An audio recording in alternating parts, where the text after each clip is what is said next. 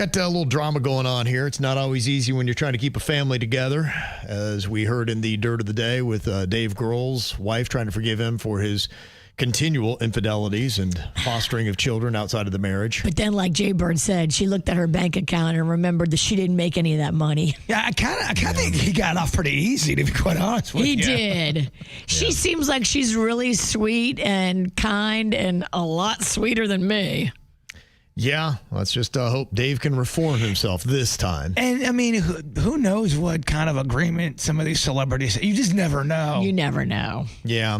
So I think when you're looking at keeping a family together and marriage and all that kind of stuff, that you're going to have a partner that's probably going to do something that you'd look at a little side-eyed. And if you didn't have kids, you may say, you know what, we're out of this. I am ending this relationship. This is one of those situations where we got... a mom that is trying to figure out how to handle a situation, something her son did that her husband reacted to, and she just doesn't like how any of it went down. Now, she's been married to this guy for 20 years, and they got a 17-year-old son together, and last week, there was an argument about curfew between the son and the dad, and it got a little physical when her husband actually punched the son in the chest hard enough to knock him back. My husband said it was because he was disrespecting me and he needs to learn about respect. And sometimes when it comes to men, that can be done in a physical way. And I felt like it was the right thing in that moment. Now, our son is giving him the silent treatment and will not speak to him. And I'm sick to my stomach at all the discord happening in my family right now. And I am not real thrilled that my husband chose violence in this situation, whereas I think communication is the right way to do it. So should I look at this as a one-time mistake that we can move past, or is this a reason to come down harder on my husband and think about ending this marriage? Okay. To me, I don't know that I would end a 20-year marriage over something like this, hitting him in the chest and all that kind of stuff. Now, look, I've got a 17-year-old son as well, and, you know, that can be something. Look, when I was younger, I was very challenging of my parents.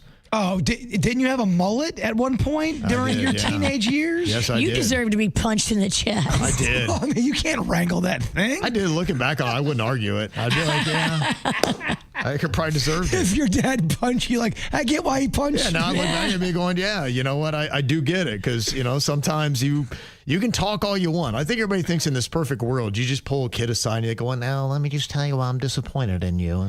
Or just go to therapy and sit down. That doesn't always work right away.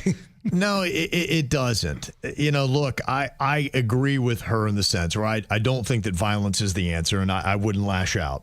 Though, let me tell you, sometimes there are teenage boys, especially with dads, where there is a respect thing that you do sense. And I think for men, maybe it's even different to another level, where you think that there is a pecking order and you need to establish dominance, and you need to also establish that there's got to be a level of respect. Because if there's no respect there for the parents, you've got a lot of problems as a parent. If your kid just openly disrespects you and goes out of their way to show that they don't care about you or your rules or anything you try to do with them.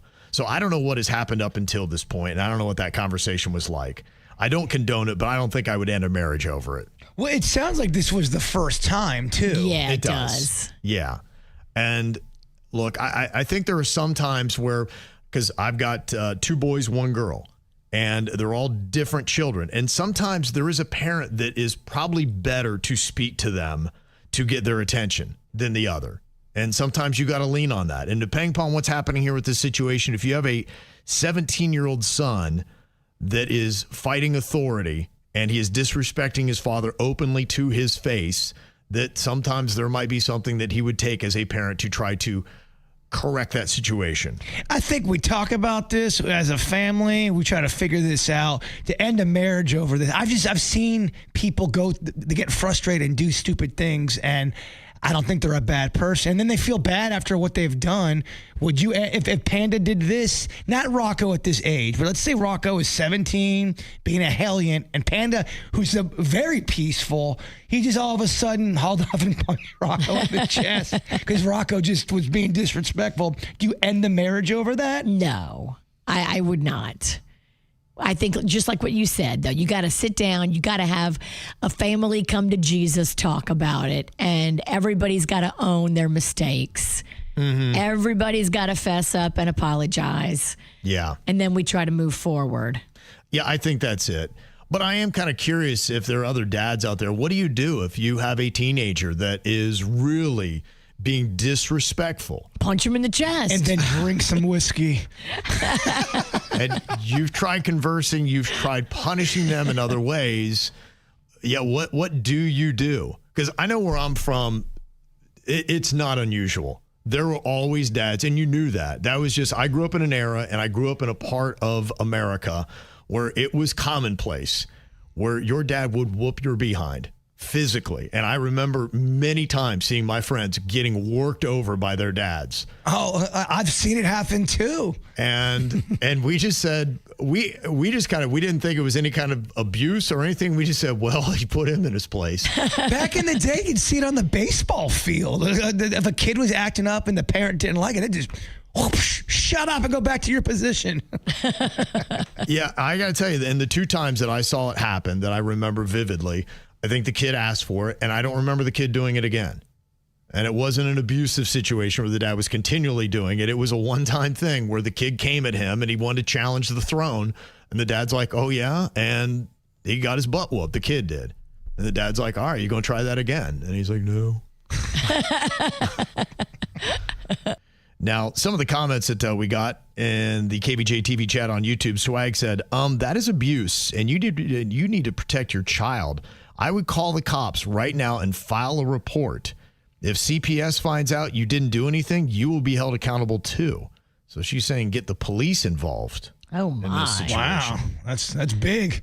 That is going to the other end of the spectrum. Yeah. That's the opposite of, hey, let's talk this out. Yeah.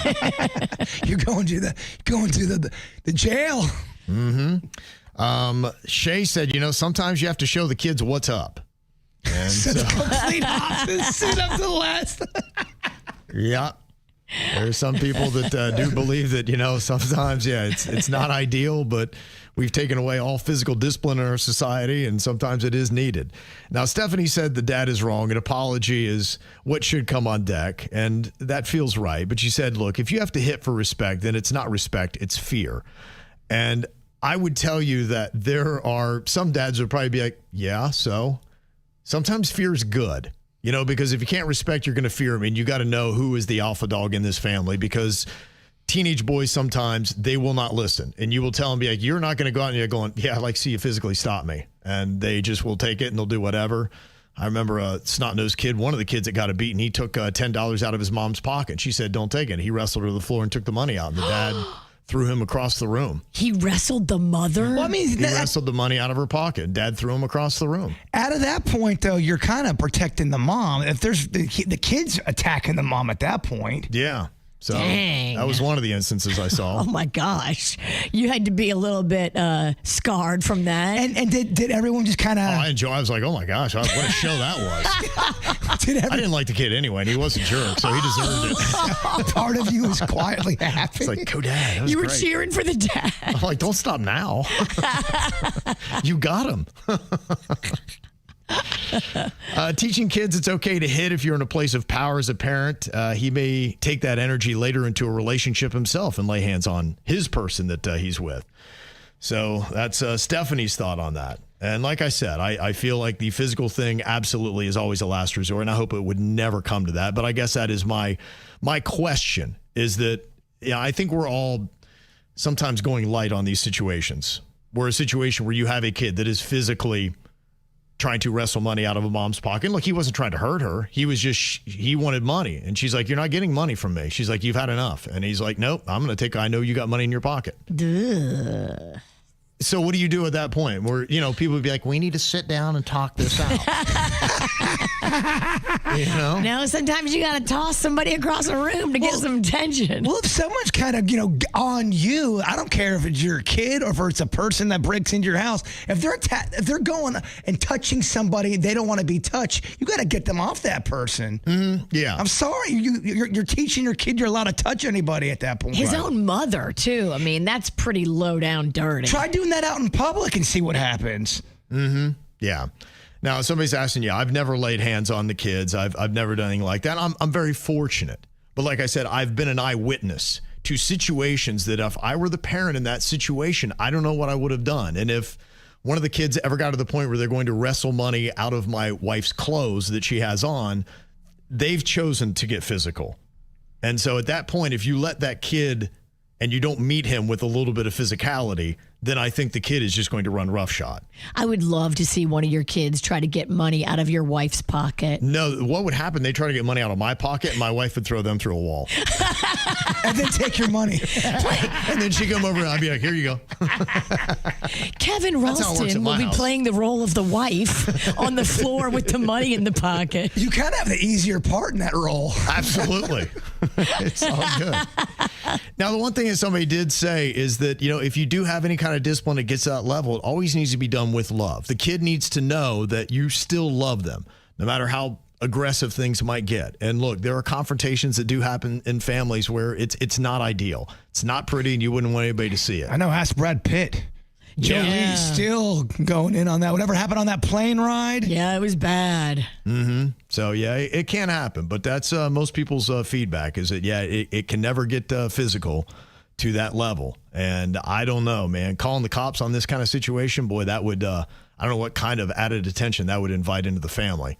But then you've kind of taken it to another level. Well, then I think the, Child Protective Services has to get involved. Yeah, and look, unfortunately, there are situations where that does happen. And look, you do have to get the, police involved to say, I have got a child. I hear this. I know I've heard this in different situations where sometimes kids just get big and strong. Yeah. And as a parent, you just are Outmatched. Yep. You're outside of your realm, and you do need to call in some added help. So it does happen. It's a very difficult thing. So good luck on that. Well, if you ever got any comments, you can jump into the KVJ TV chat on YouTube. You can always go ahead and send us a text, 877-979-WRMF, or you can send us an email, mail@kvjshow.com. Richard said, yeah, first off, I've been there. I've had these problems. I have 4 sons, and when their testosterone starts entering their body, they just think that they're in control, and you're not. It takes a very special kid to know their place, and the father runs the house along with the wife, not the son running the house. What she's not saying is about the son being disrespectful. He's the one to blame. The father just reacted. Obviously, he didn't hurt him. He just hurt his little feelings, and he's got feelings. Why didn't he think about not disrespecting his father? So he's putting it back on the kid to say, you're immediately coming at your husband thinking he didn't handle it perfectly, when it's yet your son that kind of instigated and disrespected his father, and he just reacted how he thought was best.